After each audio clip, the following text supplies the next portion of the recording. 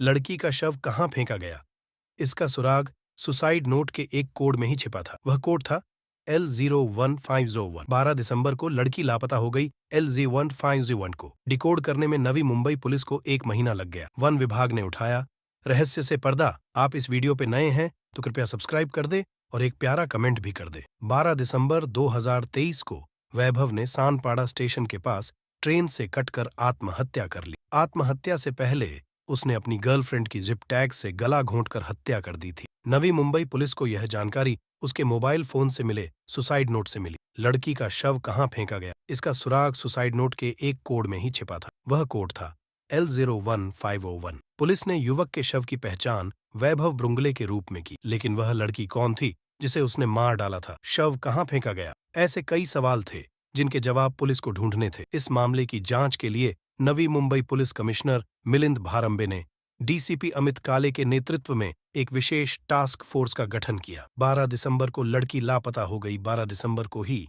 एक परिवार ने नवी मुंबई पुलिस को अपनी बेटी वैष्णवी बाबर के लापता होने की सूचना दी। वह 12वीं क्लास में पढ़ रही थी। पुलिस को लड़की की पहचान मिल गई। 24 साल के वैभव ब्रुंगले और 19 साल की वैष्णवी बाबर रिलेशनशिप में थे। वैष्णवी का परिवार इस रिश्ते से खुश नहीं था। दोनों की जातियां अलग अलग थीं। अपने परिवार के रवैये के चलते वैष्णवी ने रिश्ता तोड़ने का फैसला कर लिया था। वह वैभव से दूर रहने लगी। वैभव का तो ये भी दावा था कि उन्होंने 2023 में ही गुपचुप तरीके से शादी भी कर ली थी। वैभव ब्रुंगले को पता चला कि वैष्णवी का परिवार उसके लिए शादी का रिश्ता ढूंढ रहे हैं। वैभव ने वैष्णवी को आखिरी बार मिलने के बहाने उसने उसे खारघर के पहाड़ी इलाके में बुलाया, फिर जीप की चेन से उसका गला घोंट दिया। वैभव ने अपने सुसाइड नोट में लिखा कि वैष्णवी को ज्यादा तकलीफ न हो, इसलिए उसका गला घोंटने से पहले उसने उसके गले पर जीप की चेन चढ़ाने की कोशिश की। अंत में उन्होंने लिखा कि अब हम अगले जन्म में साथ रहेंगे। इस मैसेज के बाद तो एक बात तो साफ हो गई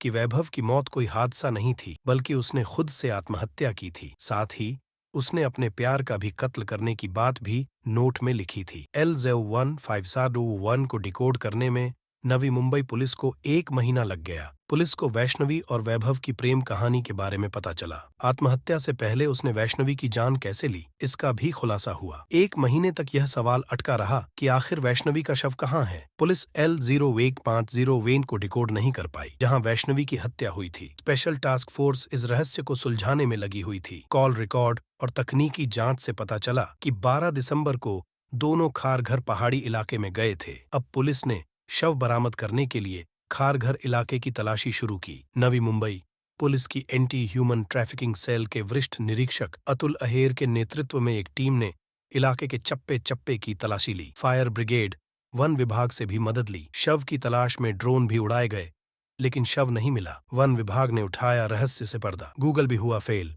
वन विभाग ने उठाया रहस्य से पर्दा। जांच टीम गूगल पर L01501 लोकेशन सर्च करती रही। सीनियर इंस्पेक्टर अतुल अहेर ने बताया कि इस कोड को तोड़ने के लिए कई कॉम्बिनेशन बनाए गए, लेकिन नतीजा फैल ही रहा। आखिरकार पुलिस को सफलता तब मिली जब उन्होंने वन विभाग के अधिकारियों से बात की। वन विभाग ने कहा कि पैरों की गिनती के लिए ऐसे कोड रखे जाते हैं। L01501 कोड भी किसी न किसी पेड़ को दिया गया होगा। इसके बाद जब वन विभाग ने रिकॉर्ड खंगाला तो यह कोड खारघर से करीब 6 किमी दूर कलम्बोली इलाके में दिया गया था। फिर जब पुलिस मौके पर पहुंची तो वैष्णवी बाबर का शव जमीन पर झाड़ियों में पड़ा मिला। 1 महीने में ही उसका चेहरा और शरीर बदसूरत हो गया था। परिजनों ने कपड़े कलाई घड़ी और आईडी कार्ड के आधार पर उसकी पहचान की। ऐसी ही और सच्ची कहानियां देखने के लिए इस चैनल को सब्सक्राइब कर दे और पास में रखे हुए बेल आइकॉन को ऑन कर दे। धन्यवाद।